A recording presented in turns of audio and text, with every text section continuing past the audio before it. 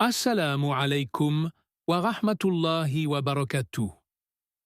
À vous tous, chers frères et sœurs musulmans et chrétiens ici présents. Que la paix et la bénédiction de Dieu soient sur chacun de vous.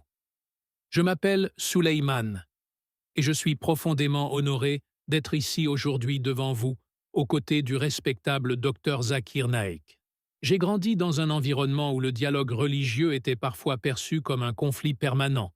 Mais j'ai appris avec le temps que lorsque l'on discute avec respect, sincérité et ouverture, c'est la lumière et non le conflit qui apparaît.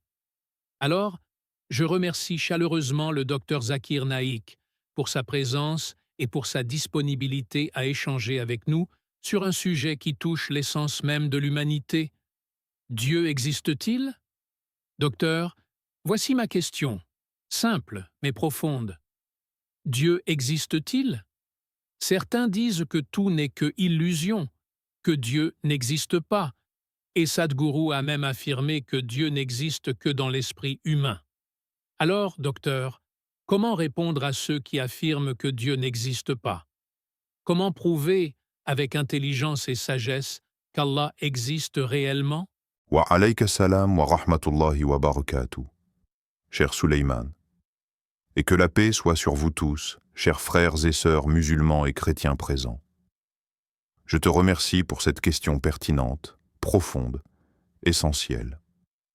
Une question que des millions de personnes se posent depuis des siècles, parfois en silence, parfois avec pudeur, parfois avec déchirement. Dieu existe-t-il? Ce n'est pas seulement une interrogation intellectuelle, c'est une interrogation qui touche la racine même de notre existence, le sens de notre vie, notre but, notre direction, notre finalité. Je voudrais commencer par rappeler une vérité très importante. L'islam ne demande jamais aux gens de croire aveuglément.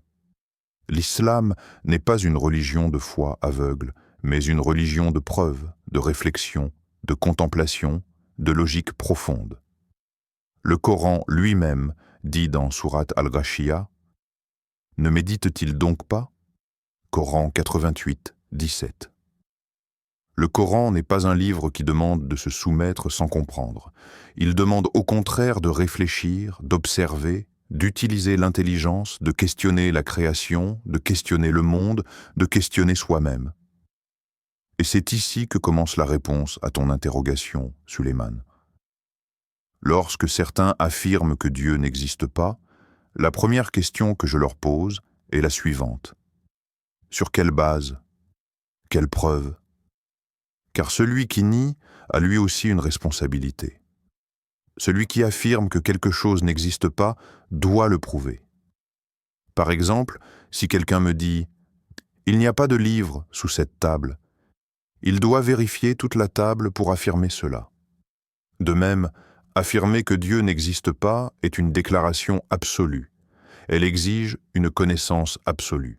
Celui qui dit « Dieu n'existe pas » doit avoir exploré tout l'univers, toutes les galaxies, tous les plans d'existence, tout ce qui est visible et invisible. Il doit avoir une connaissance infinie pour affirmer l'inexistence du Créateur. Or, aucun être humain n'a une telle connaissance. Voilà pourquoi, logiquement, philosophiquement, scientifiquement même, l'athéisme absolu n'est pas une position rationnelle. La seule position rationnelle, lorsqu'on ne sait pas, serait l'agnosticisme, et encore, l'agnosticisme sincère mène tôt ou tard à la reconnaissance d'un créateur, car le monde lui-même, l'univers lui-même, le vivant lui-même, témoignent de la présence d'une intelligence. Je sais que Sadhguru, que tu cites, a déclaré que Dieu n'existe que dans l'esprit humain. Et parfois, certaines personnes sont impressionnées par ce genre de phrases, car elles semblent profondes. Mais lorsqu'on les analyse, on découvre qu'elles sont construites sur des ambiguïtés et non sur des preuves. Lorsque quelqu'un affirme que Dieu n'existe pas, qu'il n'est qu'une création culturelle ou psychologique, c'est souvent parce qu'il a une conception erronée de Dieu. Beaucoup refusent l'idée d'un Dieu anthropomorphique, un Dieu qui ressemble à un homme, qui s'énerve comme un homme, qui dort comme un homme, qui mange comme un homme. Et le Coran leur donne raison. Oui, l'islam rejette totalement l'idée d'un Dieu humain. Le Coran dit clairement « Rien ne ressemble à Allah ». Coran 42:11. Ainsi, lorsque quelqu'un nie Dieu, la première question est « Quel Dieu nies-tu » Si tu nies un Dieu en bois, un Dieu en pierre, un Dieu humain, un Dieu limité, alors je suis aussi athée que toi. L'islam rejette toutes ces conceptions. Ce que l'islam affirme, ce n'est pas un Dieu fabriqué, mais l'existence d'un créateur absolu, transcendant, éternel, sans forme physique, sans limite, sans besoin, sans dépendance. Un créateur dont le Coran dit « Il n'engendre pas, il n'a pas été engendré, et nul n'est égal à lui » Coran 112, 3-4. Si Sadhguru nie ce type de divinité, alors il nie quelque chose qui n'est pas l'Allah du Coran. Mais s'il prétend que Dieu au sens absolu n'existe pas, alors il doit apporter la preuve de l'inexistence de la cause première de l'univers. Et cette preuve n'existe pas. Personne ne peut la fournir. Première preuve, l'univers ne peut pas être sans cause. L'une des plus grandes démonstrations rationnelles de l'existence d'Allah est la causalité. Rien dans ce monde n'apparaît sans cause. C'est une loi fondamentale. Chaque bâtiment a un architecte, chaque livre a un auteur, chaque œuvre a un créateur. Personne n'a jamais vu une peinture apparaître sans peintre, une voiture apparaître sans ingénieur, un smartphone apparaître sans inventeur. Même les athées les plus rigoureux reconnaissent ce principe. Alors pourquoi faire une exception pour l'univers ? Pourquoi accepter que des choses infiniment moins complexes que le cosmos ont un créateur, mais refuser au cosmos lui-même cette évidence? L'univers est réglé avec une précision extrême. Les constantes physiques, la vitesse de la lumière, la force gravitationnelle, la charge électronique sont parfaitement équilibrées pour permettre la vie. Si l'une d'entre elles changeait d'une fraction infinitésimale, la vie serait impossible. Même des scientifiques athées, comme Fred Hoyle, ont admis que l'univers semble finement ajusté, tellement ajusté qu'on croirait une intelligence supérieure. Le Coran a affirmé cela il y a 1400 ans. En vérité, dans la création des cieux et de la terre, il y a des signes pour ceux qui raisonnent. Coran 390. Le Coran nous invite à réfléchir à l'agencement parfait du monde, et cet agencement ne peut être le fruit du hasard. Le hasard ne produit jamais de l'ordre. Si vous écriviez les lettres de l'alphabet sur des papiers et que vous les jetiez en l'air 1 million de fois, jamais elles ne retomberaient pour former un livre cohérent. Alors comment le hasard aurait-il produit un univers complexe, équilibré, harmonieux, avec des lois mathématiques précises? La seule conclusion rationnelle était qu'il existe une cause première, une intelligence, un créateur. Deuxième preuve, la vie ne peut pas venir de rien. Certaines personnes disent « la vie est apparue spontanément ». Mais cela contredit la science elle-même. La biologie moderne affirme que pour avoir de la vie, il faut de l'information, et l'information ne naît jamais spontanément. L'ADN est un code, un programme, un langage, et chaque langage nécessite un auteur. Chaque message implique un messager. L'ADN contient plus d'informations qu'une encyclopédie. Si vous trouviez un livre de 1000 pages dans le désert, jamais vous ne diriez que le vent a écrit ces pages. Alors comment affirmer que des molécules sans conscience ont créé un code infiniment plus complexe qu'une bibliothèque entière? C'est irrationnel. La vie ne peut venir que de la vie. Le créateur de la vie doit être vivant. Allah dit « Allah est le vivant, celui qui subsiste par lui-même ». Coran 2:255. Troisième preuve, la conscience ne peut pas être matérielle. L'être humain pense, ressent, aime, espère, réfléchit. La conscience est immatérielle. Elle ne peut être réduite à des réactions chimiques. Aucune machine n'a conscience d'elle-même. Le cerveau est comme un ordinateur, mais la conscience est l'utilisateur. Chaque être humain possède une âme. Et même ceux qui rejettent Les religions reconnaissent donc qu'il existe quelque chose d'immatériel. Cette âme est l'une des plus grandes preuves de l'existence d'un créateur immatériel. Le prophète Mohammed, paix et bénédiction sur lui, disait « Il existe dans le corps un morceau de chair, et s'il est bon, tout le corps est bon, c'est le cœur. » Hadith authentique. Et le Coran dit « C'est Allah qui vous a créé, puis vous a donné l'ouïe, la vue et les cœurs. » Coran 67, 23.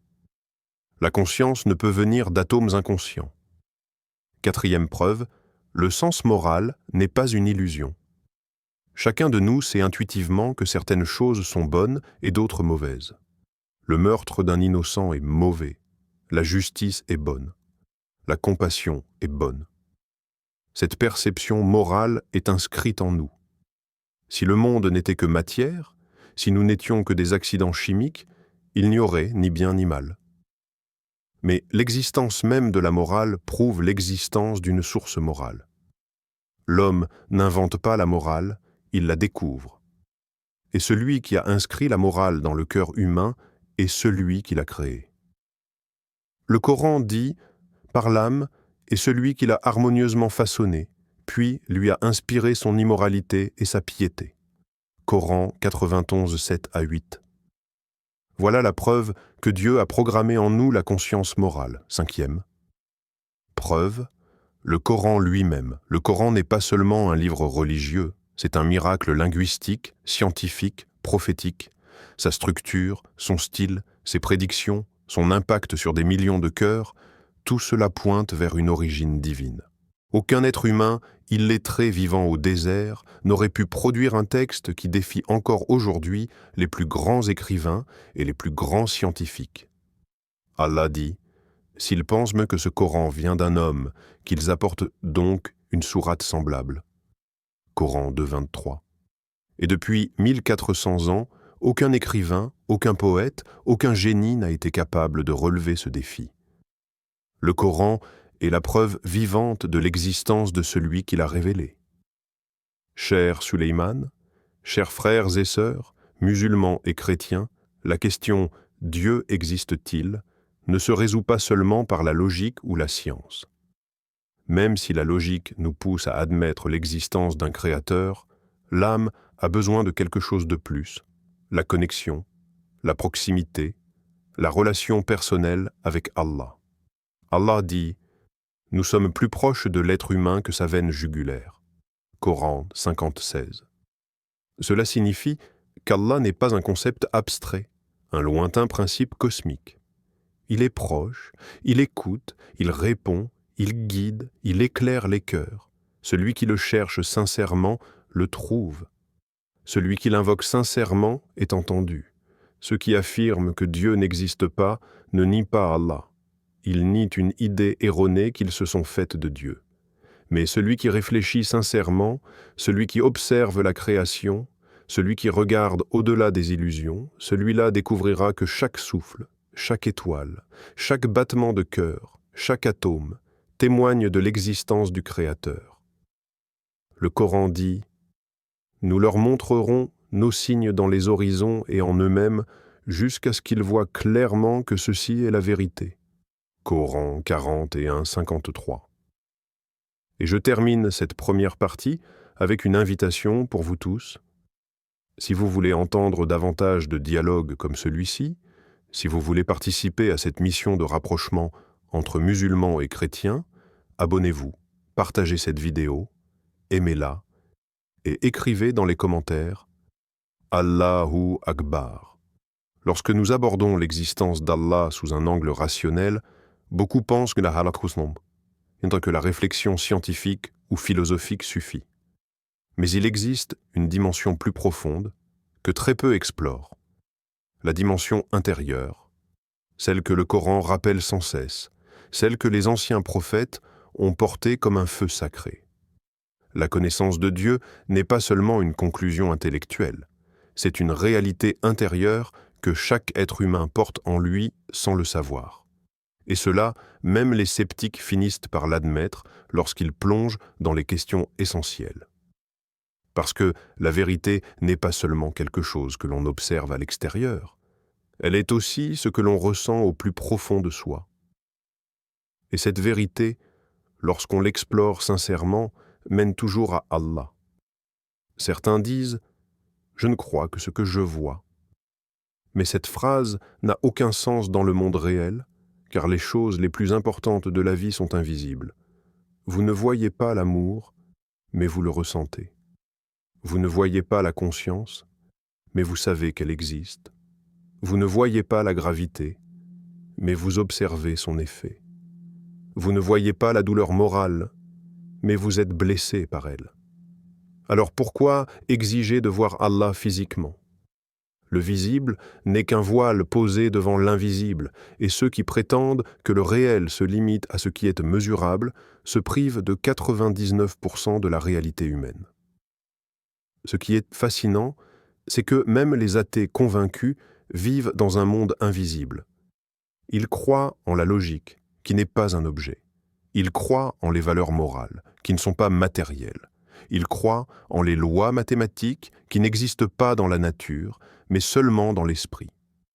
Alors comment affirme-t-il que seule la matière existe ? C'est une contradiction permanente. Et cette contradiction révèle une vérité simple. Même ceux qui nient Dieu s'appuient malgré eux sur des réalités immatérielles qui témoignent de son existence. Mais allons plus loin. La question n'est pas seulement « Dieu existe-t-il ?», mais plutôt « S'il existe, quel est son rôle dans nos vies ?» Et là, Suleyman, il faut comprendre que la conception islamique d'Allah dépasse toutes les conceptions philosophiques. Allah n'est pas un Dieu distant, un créateur passif, un architecte qui construit l'univers puis s'en va. Il est celui qui soigne, celui qui répond, celui qui guide, celui qui pardonne.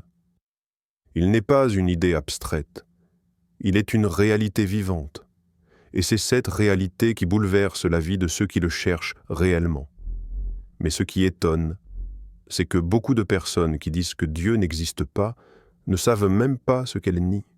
Elles n'ont jamais pris le temps de définir ce qu'est Allah. Elles rejettent un concept qu'elles ont inventé ou un concept déformé par la culture, par les traditions humaines, par des mythes. En réalité, elles n'ont pas rejeté Allah. Elles ont rejeté une idole mentale. Et cette confusion vient du fait que beaucoup n'ont jamais étudié la question de manière profonde.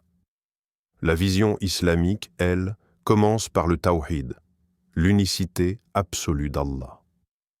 Ce principe n'est pas seulement religieux, il est logique, philosophique, mathématique. Si l'univers avait plusieurs créateurs, alors il aurait plusieurs volontés, plusieurs lois contradictoires, plusieurs directions. Or, l'univers est harmonieux, cohérent, unifié.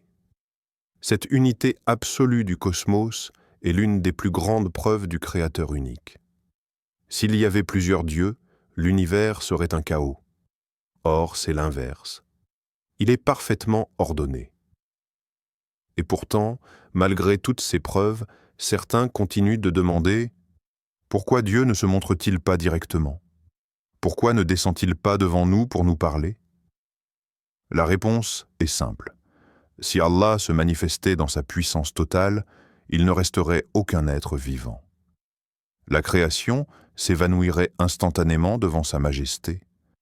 Le Coran raconte que lorsque Moïse a demandé à voir Allah, Allah a manifesté une fraction infinitésimale de sa lumière sur une montagne, et la montagne s'est réduite en poussière, tandis que Moïse s'effondrait inconscient. Alors imaginez si Allah se révélait à toute l'humanité. Ce serait la fin de l'épreuve, la fin du libre arbitre, la fin de la vie elle-même. L'absence de manifestation physique n'est pas un manque de preuves. C'est une protection, une miséricorde, un respect de la liberté humaine. Celui qui veut croire, croit. Celui qui refuse de croire, refuse. Voilà l'épreuve. Et c'est pour cela que la recherche de Dieu demande une sincérité profonde. Celui qui cherche vraiment finit toujours par le trouver. Celui qui ne cherche pas nourrit simplement son ego. Car l'athéisme, dans la plupart des cas, n'est pas une conclusion rationnelle, c'est un choix émotionnel, une fuite devant la responsabilité spirituelle. Mais revenons à quelque chose de très important, les lois de l'univers. Si quelqu'un nie l'existence d'Allah, il doit expliquer pourquoi l'univers est mathématique, pourquoi les lois physiques sont universelles, pourquoi tout fonctionne selon des règles strictes, pourquoi la matière elle-même obéit à des constantes immuables, pourquoi l'univers est intelligible, pourquoi notre esprit humain est capable de comprendre ces lois. Ce sont des questions que même les plus grands scientifiques reconnaissent comme un mystère. Einstein lui-même disait « La chose la plus incompréhensible à propos de l'univers, c'est qu'il soit compréhensible. » Cela veut dire que non seulement le monde a un ordre, mais que l'être humain a été créé capable de le lire, de le comprendre, de l'interpréter. Cela ne peut pas être un hasard. Imaginez que vous entriez dans une bibliothèque immense, remplie de livres organisés par thème, par catégorie, par auteur. Chaque livre a une structure, un contenu, un langage, et quelqu'un vous dit « Tout ceci est apparu par hasard ». Vous ririez, mais lorsque quelqu'un affirme que l'univers, qui est infiniment plus complexe qu'une bibliothèque, est apparu par hasard, il s'attend à ce que vous le croyiez. C'est de l'irrationalité pure. Chaque trace d'ordre dans la nature est une signature du Créateur. Chaque loi physique est un rappel. Chaque atome est un témoignage. Le monde n'est pas un chaos, il est un livre. Et ce livre a un auteur. Maintenant, venons à une question que beaucoup posent. Pourquoi Dieu n'empêche-t-il pas le mal? Pourquoi y a-t-il des injustices, des souffrances? Cette question revient souvent lorsqu'on discute avec des personnes qui doutent de l'existence d'Allah. Mais la première erreur ici est d'imaginer que l'absence de justice immédiate signifie l'absence de justice tout court. L'islam enseigne que ce monde n'est pas le lieu de la justice finale. Il est le lieu de l'épreuve. La justice parfaite viendra dans l'au-delà. C'est cela que beaucoup ne comprennent pas. Si la justice était appliquée immédiatement, chaque fois qu'un être humain commettait une erreur, il serait puni instantanément. Dans ce cas, où serait l'épreuve? Où serait la liberté? Où serait la possibilité de se repentir, de changer, de mûrir, de se rapprocher d'Allah? Le mal existe pour révéler la valeur du bien. L'injustice existe pour que l'on se batte pour la justice. La douleur existe pour que l'on comprenne la valeur de la guérison. Tout ce qui est difficile permet à l'être humain de se surpasser, de se purifier, de s'élever. Si la vie était un paradis, il n'y aurait pas besoin du paradis. Et si l'être humain ne faisait jamais face à l'épreuve, il n'aurait jamais besoin d'Allah. Voilà pourquoi la souffrance n'est pas une preuve contre Allah. Elle est une preuve de l'épreuve établie par Allah. Et finalement, lorsqu'on observe l'histoire humaine, une autre preuve apparaît. Chaque civilisation, même isolée, a développé l'idée d'un créateur supérieur. Cela n'est pas dû à la culture, mais à la nature humaine. C'est inscrit en nous. Le prophète Mohammed a dit « Chaque enfant naît avec la fitra ». La fitra, c'est la nature originelle, le sens inné de Dieu. Les êtres humains ne deviennent athées qu'à travers l'influence extérieure. Mais au fond d'eux-mêmes, ils savent.